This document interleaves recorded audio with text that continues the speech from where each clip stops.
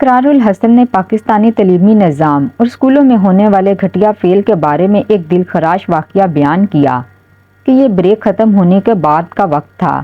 یوں تو روزانہ پورے 40 منٹ کی بریک دی جاتی تھی، مگر آج نہ جانے کیا ہوا تھا کہ 25 منٹ پر ہی بریک ختم ہونے کی گھنٹی بجا دی گئی تھی اور تمام طلباء کو اپنی اپنی جماعتوں میں جانے کا کہہ دیا گیا تھا۔ لڑکیوں کو اپنی اپنی جماعتوں میں بیٹھے 20 منٹ گزر گئے تھے، مگر اب تک ان کی جماعت میں کوئی استانی نہیں آئی تھی۔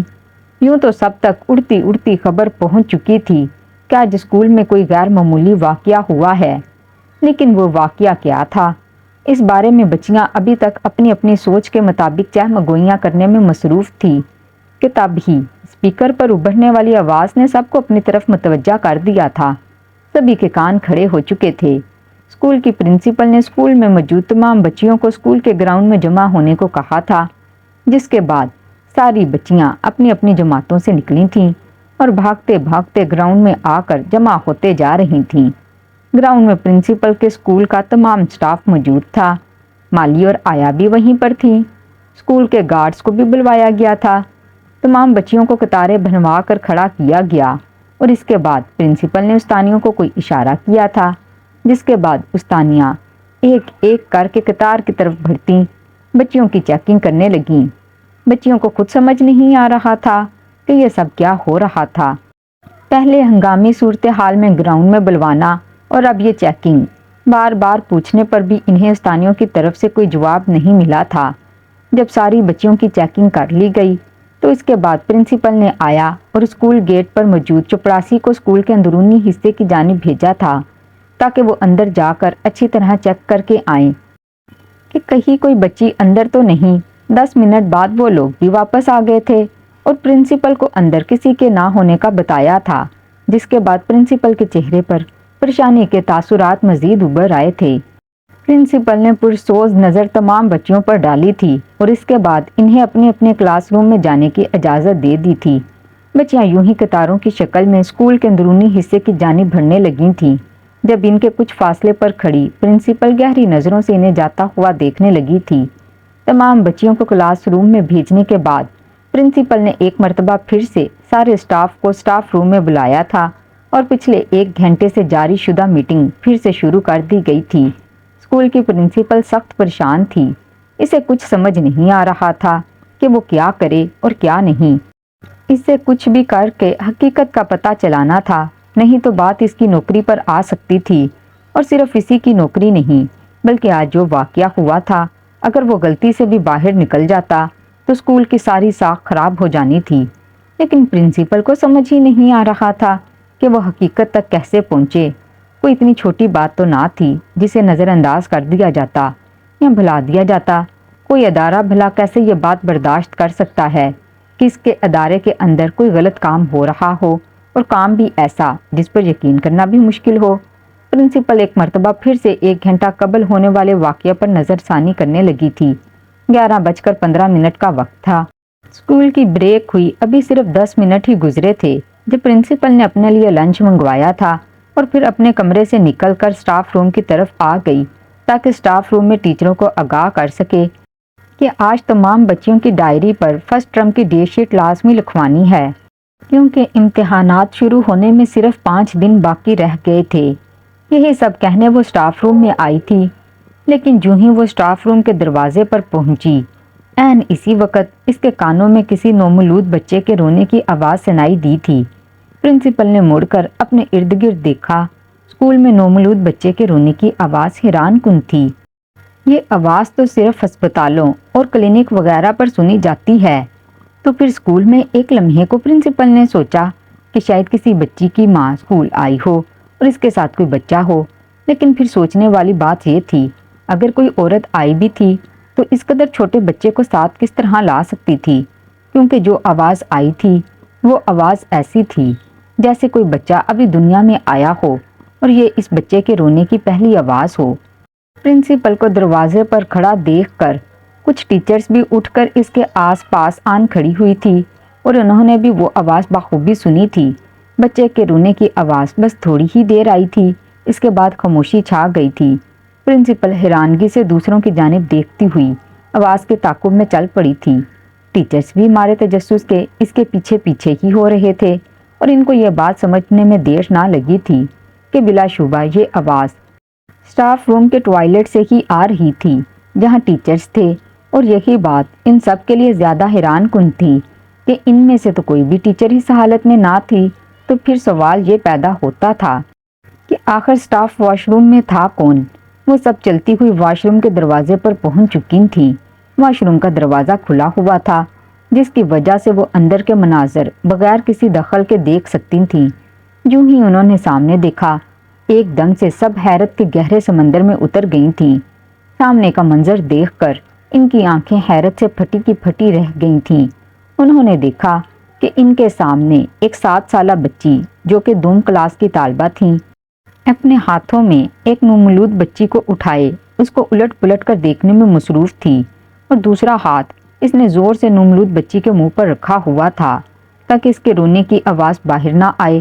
اب نہ جانے اس نے جان بوجھ کر ایسا کیا تھا یا پھر انجانے میں، یہ بات انہیں فی الوقت سمجھ نہ آئی تھی۔ پرنسپل نے فوراً سے پہلے آیا کو بلایا تھا جو کہ ایک تولیہ لے کر آئی تھی، اور پھر پرنسپل کے کہنے پر اس نے اس 7 سالہ بچی کے ہاتھ سے وہ بچہ لیا تھا۔ ان سب کا شک تھا بچہ بالکل ننگ دھڑنگ حالت میں تھا اور اس کی ابھی صفائی بھی نہیں کی گئی تھی۔ اس کی پیدائش ہوئے بمشکل چند منٹ ہی گزرے تھے، لیکن وہ سب کے سب بے حد پریشان ہو چکے تھے کیونکہ واش روم میں اس 7 سالہ بچی کے علاوہ اور کوئی بھی نہ تھا۔ ٹیچرز فوراً سے پہلے بچی کی طرف بڑھی تھی تاکہ اس سے کچھ پوچھ گچھ کر سکے، مگر اس سے پہلے ہی بچی نے زور زور سے رونا شروع کر دیا تھا۔ بچی کی پوری وردی خون سے بھری ہوئی تھی، شاید بچی کو اٹھانے کی وجہ سے اس کی ساری وردی خراب ہو گئی تھی۔ پرنسپل نے ٹیچرز کو روکا اور خود بچی کی طرف گئیں اور اسے پیار سے پچکارتے ہوئے بولی کہ آیا آنٹی سے ہاتھ منہ دھلوا کر اسٹاف روم میں آ جاؤ، میں نے تمہارے لیے بہت ساری چاکلیٹ رکھی ہیں۔ چاکلیٹ کا نام آتے ہی وہ بچی چپ ہو گئی تھی۔ دوسری آیا نے آ کر اس کے ہاتھ منہ دھلوائے اور وردی صاف کی اور پھر اسے لیے اسٹاف روم میں آ گئی جہاں پرنسپل اور باقی ساری ٹیچرز اس کے آنے کا بے صبری سے انتظار کر رہی تھیں۔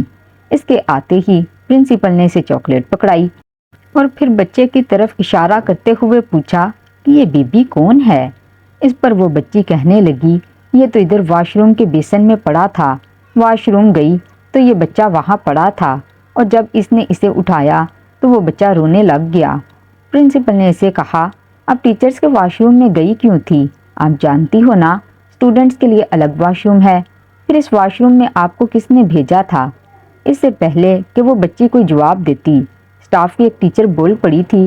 اس نے کہا تھا میڈم اس بچی کا صبح سے پیٹ خراب تھا، وہ صبح سے کئی مرتبہ واش روم جا چکی تھی، لیکن بریک کے وقت جب وہ واش روم گئی تو دونوں واش رومز میں پہلے سے کوئی تھا، اسی وجہ سے واپس میری طرف آئی، ایمرجنسی تھی تو میں نے اسے اسٹاف واش روم استعمال کرنے کی اجازت دے دی تھی۔ ٹیچر کی بات سننے کے بعد پرنسپل پھر سے بچی کی طرف مڑی تھی اور اس سے پوچھا تھا بیٹا جب آپ واش روم آئی تو اس وقت واش روم میں کوئی اور تھا یا آپ نے کسی کو دیکھا ہو؟ تو اس پر اس بچی نے لا علمی کا اظہار کیا تھا۔ اس کا کہنا تھا جب وہ حاجت سے فارغ ہونے کے بعد بیسن سے ہاتھ دھونے لگی تھی تب اسے بیسن سے یہ بچہ ملا تھا۔ پرنسپل 10 منٹ تک اس بچی سے مختلف سوالات کرتی رہی تھی، لیکن اس بچی نے کچھ بھی نہ بتایا تھا، بلکہ اس طرح سوال پوچھے جانے پر وہ خوفزدہ ہو گئی تھی۔ پرنسپل نے اسے پیار سے دھمکی دی اور اسے کہا کہ وہ کلاس میں یا گھر میں سے کسی کو بھی اس بیبی کے بارے میں نہیں بتائے گی۔ اگر اس نے ایسا کیا تو اسے پنشمنٹ ملے گی، اور اگر وہ ایسا نہیں کرے گی تو اسے ڈھیر سارے اور بھی چاکلیٹس اور پاپڑ وغیرہ ملیں گے۔ پرنسپل جانتی تھی کہ بچوں کو کس طرح ہینڈل کرنا تھا۔ بچی کو ادھر ادھر لگا کر اس نے بچی کے ذہن سے یہ بات نکال دی تھی، اور ساتھ ہی ساتھ اس نے بریک بھی بند کر کے تمام بچیوں کو گراؤنڈ میں بلوایا تھا تاکہ سب کی چیکنگ وغیرہ کی جا سکے، مگر کہیں سے بھی کوئی سراغ نہ ملا تھا۔ آیا نے بچے کو صاف ستھرا کرنے کے بعد اس کے لیے دودھ اور کپڑوں کا انتظام بھی کر لیا تھا۔ اس وقت بچہ اسٹاف روم کی میز پر پڑا سو رہا تھا، جبکہ ساری ٹیچرز اور باقی سب پریشانی سے پرنسپل کی طرف دیکھ رہے تھے جو یہاں وہاں ٹہل رہی تھی، پھر بار بار بچے کی طرف بھی دیکھ رہی تھی۔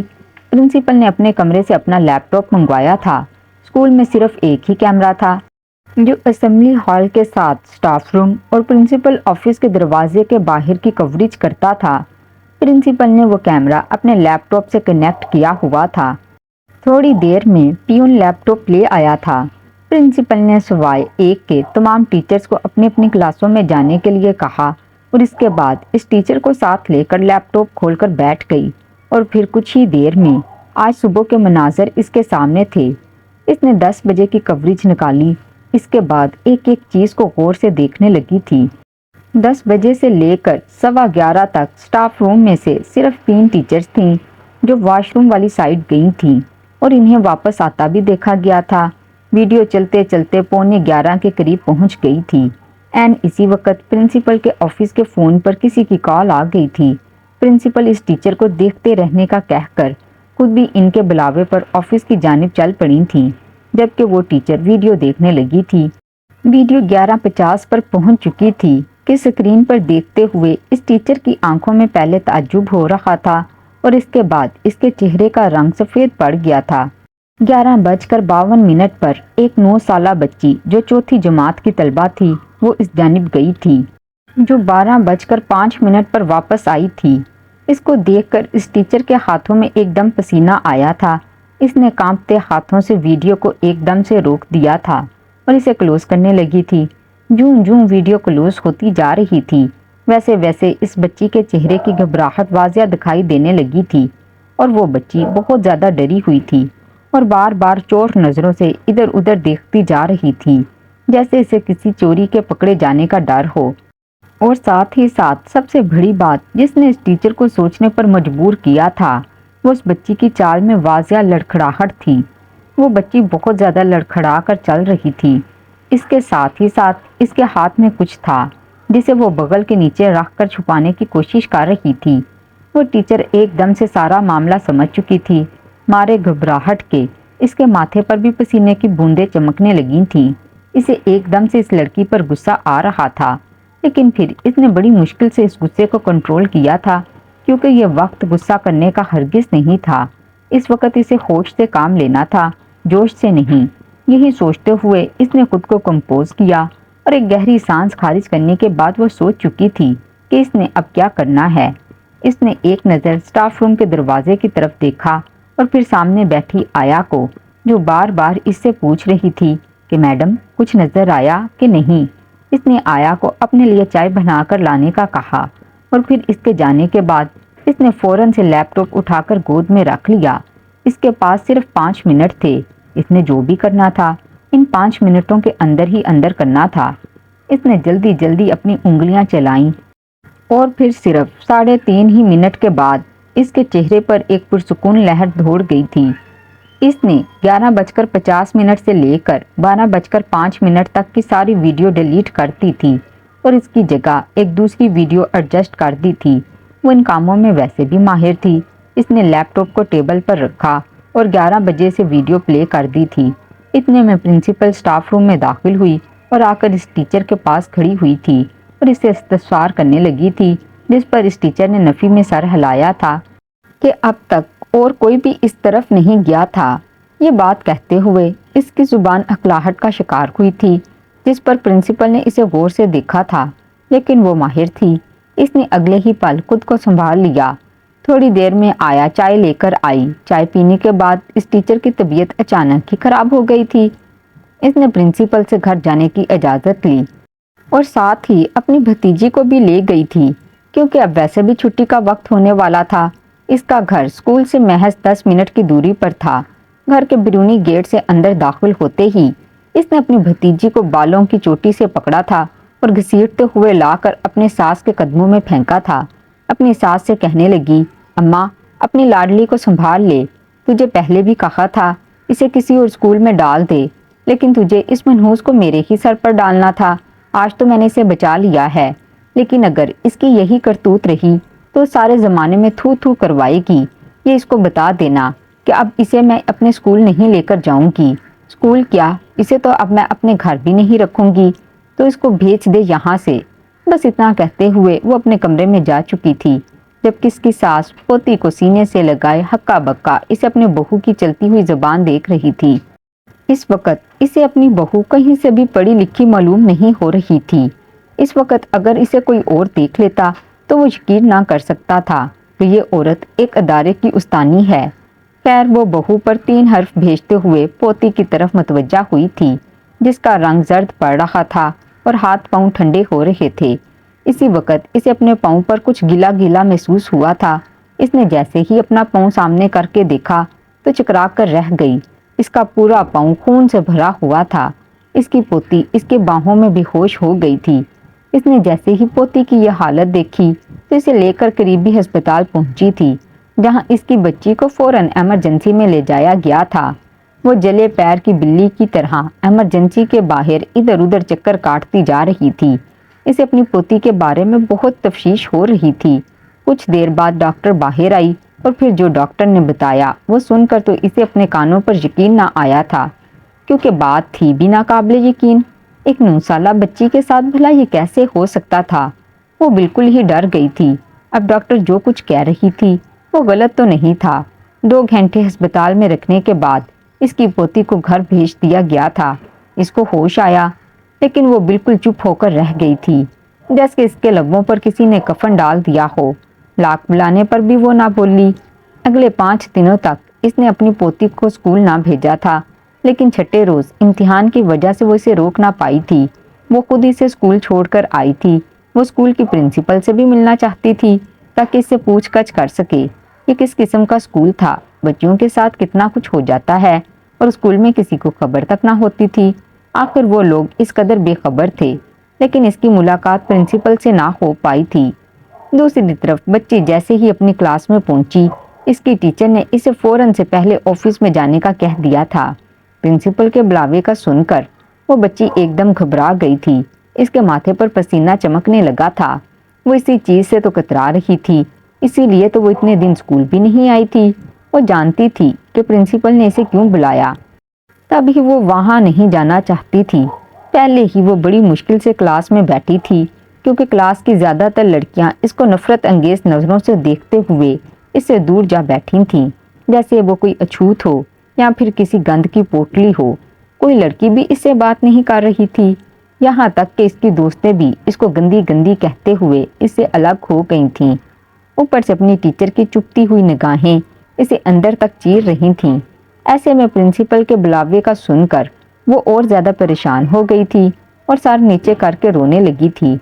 تبھی اس کی ٹیچر غصہ کرتے ہوئے اس کے پاس پہنچی تھی اور اس کو اٹھا کر زبردستی اپنے ساتھ پرنسپل کے آفس لے گئی تھی۔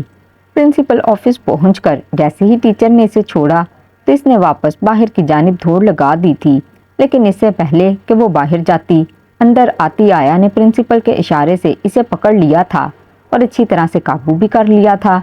تبھی پرنسپل چلتے ہوئے اس کے پاس آئی تھی اور آتے ساتھ ہی اس بچی کے منہ پر ایک زوردار تھپڑ دے مارا تھا۔ تم سمجھتی کیا ہو خود کو؟ اپنی عمر دیکھو اور اپنی حرکتیں دیکھو۔ اتنی سی عمر میں یہ کام کرتے ہوئے تمہیں ذرا بھی شرم نہیں آئی اور اب بھاگ رہی ہو۔ تم نے کیا سوچا تھا کہ ہمیں کچھ پتہ نہیں چلے گا؟ یہ تمہاری غلط فہمی ہے، ہم سب کچھ جان چکے ہیں، حقیقت کبھی چھپ نہیں سکتی۔ اب بتاؤ کہ تم نے ایسا کیوں کیا؟ یہ سب کچھ کس نے کیا ہے تمہارے ساتھ؟ پرنسپل شروع میں کچھ سخت ہوئی اور آخر میں نرم لہجہ اپناتے ہوئے اس بچی سے پوچھنے لگی تھی، سختی کرتی بھی تو کس چیز پر کرتی؟ اس کے سامنے کھڑی بچی جس کا قد مشکل 3.5 فٹ کا تھا، آنسو گالوں سے نیچے گر رہے تھے اور خوف سے تھر تھر کانپ رہی تھی۔ پرنسپل کی بات سنتے ہی اپنے بازو چھڑاتے ہوئے پرنسپل کے پیروں میں گر گئی تھی۔ میں نے کچھ بھی نہیں کیا ہے میڈم، میرا کوئی قصور نہیں ہے، مجھے کچھ نہیں پتا، میں نے گھر جا کر دادو کو بتایا تھا۔ دادو نے کہا تھا کہ ڈرتے نہیں، یہ نظام قدرت ہے، تم پریشان نہ ہو، میں سچ کہہ رہی ہوں میڈم، میرا یقین کریں، میں نے کچھ نہیں کیا، میں گندی نہیں ہوں، سب لڑکیاں گندی کہہ رہی ہیں، میڈم میں گندی نہیں ہوں۔ اتنا کہتے ہی وہ بچی پرنسپل کے قدموں میں ہی بے ہوش ہو گئی تھی۔ اس کی یہ حالت دیکھ کر پرنسپل نے فوراً سے پہلے اسے ہسپتال پہنچایا تھا اور پھر وہاں ان کو جو کچھ پتا چلا وہ ان کے پیروں سے زمین نکالنے کے لیے کافی تھا۔ پرنسپل نے اسی وقت اسکول فون کر کے لسٹ بنانے کا کہہ دیا تھا کہ اس دن جو بھی جتنے بھی لوگ اسکول میں موجود تھے ان تمام کے نام لکھے جائیں اور کل ہر حالت میں ان کو اسکول میں حاضر کیا جائے۔ پرنسپل سخت طیش میں آ چکی تھی۔ اس بچی کے ضروری ٹیسٹ کے بعد پرنسپل اسے گھر پہنچا رہی تھی۔ اگلی صبح پرنسپل کی ٹیبل پر سارا ریکارڈ موجود تھا۔ پہلے تو پرنسپل نے اس بات کی اچھی طرح یقین دہانی کی کہ وہ تمام کے تمام لوگ آج حاضر تھے، پھر چاہے وہ گارڈ ہو یا کلرک یا پیون ہو یا پھر صفائی والا، تمام لوگوں کو اسکول کے میدان میں جمع کر لیا گیا تھا۔ اس کے تھوڑی ہی دیر بعد سٹی ہاسپٹل میں فون کیا اور اگلے آدھے گھنٹے بعد اسکول میں اسپتال کی پوری ٹیم پہنچ چکی تھی، جو سب لوگوں کے ڈی این اے ٹیسٹ کرنے آئی ہوئی تھی، کیونکہ اس دن جب اس بچی کو ہسپتال لے کر گئی تھیں تو ڈاکٹر نے اسے بتایا تھا کہ بچی کسی صدمے کے زیر اثر ہی بے ہوش ہوئی تھی، اور صدمہ یہ تھا کہ بچی کو بالغ ہو جانے کے بارے میں کوئی علم نہیں تھا۔ بچی کے ماں باپ نہیں تھے، دادی کے ساتھ چچا اور چچی کے گھر میں رہتی تھی۔ چچی کو تو وہ شروع سے ہی اچھی نہیں لگتی تھی، نہ جانے چچی اور دادی بیچاری پرانے زمانے کی تھیں۔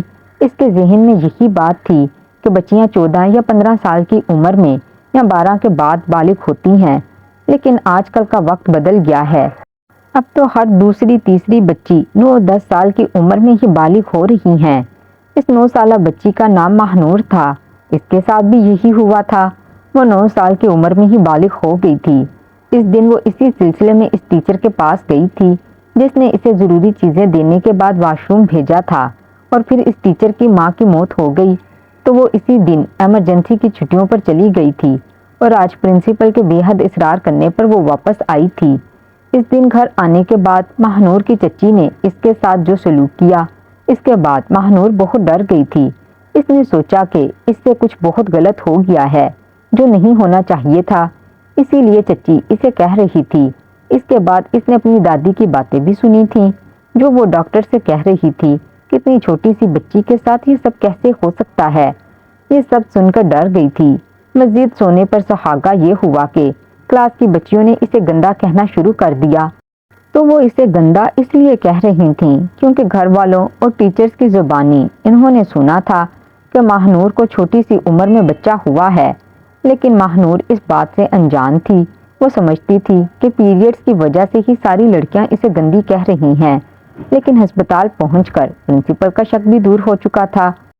پھر جب وہ ماہنور کو چھوڑنے گھر گئی تو ان کی ملاقات ماہنور کی دادی سے ہوئی تھی۔ ان سے گھر کے حالات وغیرہ جاننے کے بعد پرنسپل وہاں سے نکل آئی تھی۔ پرنسپل نے بچے کی شناخت کرانے کے لیے پھر ڈی این اے کو ترجیح دی تھی، اسی لیے اگلے ہی دن اسکول میں ہسپتال کی پوری ٹیم پہنچ چکی تھی۔ سب لوگوں کے ڈی این اے ٹیسٹ کیے گئے، اور آخر میں جب پرنسپل نے اپنے ساتھ ساتھ تمام ٹیچرز کے ٹیسٹ کروانے کا کہا تو ان سب میں سے ایک ایسی ٹیچر تھی جس کے چہرے کا رنگ اڑ گیا تھا۔ اسے دیکھ کر پرنسپل کے چہرے پر ایک مسکراہٹ آئی تھی۔ وہ پہلے ہی اس کے بارے میں جان چکی تھی، لیکن بغیر کسی مثبوت ثبوت کے وہ اسے پوائنٹ آؤٹ نہیں کرنا چاہتی تھی، مگر اب اسے یقین تھا کہ ثبوت بہت جلد اس کے ہاتھ میں ہوگا۔ صرف 3 دن کا انتظار کرنا تھا، کیونکہ اتنی ساری رپورٹس ایک ہی دن میں ملنا ممکن نہیں تھا۔ اتنی ساری رپورٹوں کے لیے کم سے کم 3 دن درکار تھے، اور پھر یہ 3 دن پلک جھپکتے ہی گزر گئے تھے۔ چوتھے دن ساری رپورٹس پرنسپل کے ہاتھ میں تھیں۔ پرنسپل بغیر کسی کو بتائے اسکول سے نکل گئیں اور سیدھا ماہنور کے گھر جا کر رکی تھیں۔ ماہنور کے گھر جاتے وقت وہ بچہ اپنے ساتھ لے جانا نہیں بھولی تھیں، کیونکہ وہ بچہ اسی کا تھا۔ تھوڑی ہی دیر میں ماہنور کی چچی بھی گھر پہنچ چکی تھی۔ وہ پرنسپل کو دیکھ کر گھبرا گئی تھی، لیکن پھر جوں ہی اس نے بچے کو دیکھا تو وہ ماہنور کی طرف بڑھی تھی۔ دیکھا اماں، تیری پوتی کیا گل کھلا کر آئی ہے۔ ہمارے منہ پر تو اس نے کالک مل دی ہے، ہمارے سروں پر خاک ڈال دی ہے، 9 عمری میں ہی ماں بن کر بیٹھ گئی ہے۔ ماہنور کی چچی دونوں ہاتھوں سے ماہنور کو پکڑ کر جھنجھوڑ رہی تھی، اس سے پہلے کہ وہ ماہنور کو مزید اپنے تشدد کا نشانہ بناتی۔ گھر کے دروازے سے ماہنور کے چچا اندر داخل ہوئے تھے، جنہوں نے آتے ساتھ ہی ماہنور کی چچی کو پکڑ کر ماہنور سے دور دھکیلا تھا۔ پرنسپل بچے کو لے کر ماہنور کی دادی کے پاس گئی اور بچہ اس کی گود میں رکھنے کے بعد اس سے کہنے لگی، یہ رہی آپ کی امانت، یہ بچہ آپ کا ہی پوتا ہے اور اس گھر کا وارث ہے۔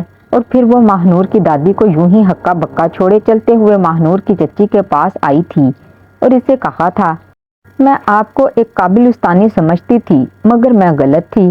جو عورت خود کی اولاد کو پیدا ہوتے ساتھ ہی اپنانے کی بجائے مرنے کے لیے پھینک دے، وہ کسی اور کو کیا سبق دے گی؟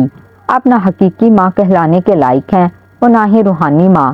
آپ نے ایک چھوٹی سی بچی کی ذات کو نشانہ بنایا، خود کی ذات بچانے کے لیے، یہ جانے بغیر کہ اس بچی کی زندگی پر کیا اثر پڑے گا۔ آپ کسی کو کیا سبق دیں گی بچوں کو کہ اولاد جھنجھٹ ہے، اس جھنجھٹ میں پڑنا ہی نہیں چاہیے۔ افسوس ہے کہ میں مزید آپ جیسی استانی اور عورت کو اپنے ادارے میں نہیں رکھ سکتی۔ اتنا کہتے ساتھ ہی پرنسپل وہاں سے چلی گئی۔ ماہنور کے چچا کو وہ پہلے سے ہی سارا سچ بتا چکی تھی۔ وہ بچہ اور کوئی نہیں بلکہ ماہنور کے چچا کا ہی بیٹا تھا، جسے اس کی چچی نے پیدا ہوتے ساتھ ہی پھینک دیا تھا۔ یہ کوئی پہلا بچہ نہ تھا، آج سے پہلے وہ 3 بار ابورشن کروا چکی تھی۔ اس کو بچے پسند نہیں تھے، یہی وجہ تھی کہ اس نے اپنے بچے ہونے ہی نہ دیے تھے۔ ماہنور کے چچا نے اسی وقت اس عورت کو طلاق دے کر گھر سے نکال دیا تھا۔ وہ عورت ہی تھی، اپنی ذات بچانے کے لیے اس نے کئی لوگوں کو مصیبت میں ڈالا تھا۔ اس کی وجہ سے اسکول کی اچھی خاصی ساکھ خراب ہوتے ہوتے رہ گئی تھی۔ اوپر سے اتنے لوگوں پر کیے جانے والا شک ماہنور جیسی چھوٹی سی بچی پر بے بنیاد الزامات لگا کر اس کی زندگی برباد کرنے کی کوشش کرنا سر فریض تھا۔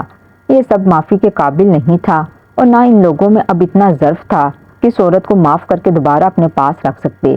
تو ناظرین، کیسی لگی آج کی کہانی کمنٹ باکس میں لازمی بتائیے گا۔ ویڈیو پسند آئی ہو تو ویڈیو کو لائک اور چینل کو سبسکرائب کر دیجیے گا۔ ملتے ہیں اگلی ویڈیو میں، تب تک اللہ حافظ۔